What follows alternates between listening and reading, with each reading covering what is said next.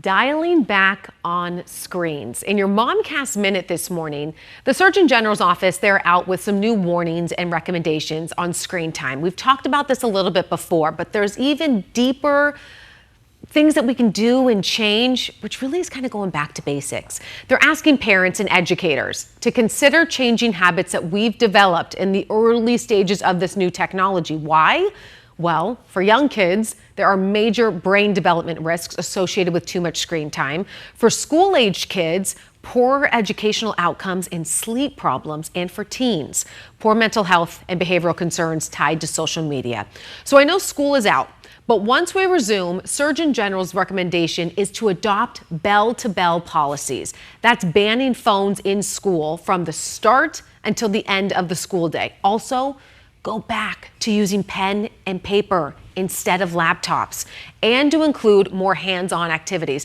I thought the pen and paper was really interesting because there's research that supports pen and paper tied to better test scores versus using technology. Isn't that interesting?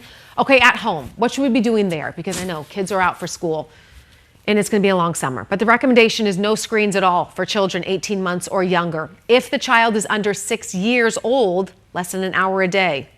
I need to tighten up on that. 6 to 18 years old, 2 hours a day. And I'm telling you, that 2 hours, it goes quick. And then they're sharing the 5 Ds. And this is really interesting here. Discuss what your kids are viewing. Do model more healthy screen use.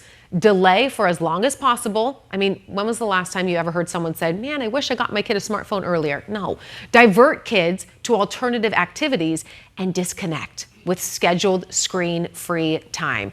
These are all just ideas and things, Allison. I know summer, it's a lot for parents, and screens make it a little bit easier, but I know that we can all do a little bit better. Yeah, and I'm just trying to hold out right now, Mateo. You're doing such a great job. It's hard. It's very hard because he wants the phone so badly because he sees us using it. So this goes back to modeling that behavior. Modeling the behavior. Yeah, I'm perfect at it. Oh, yeah. You're perfect to me. Yeah.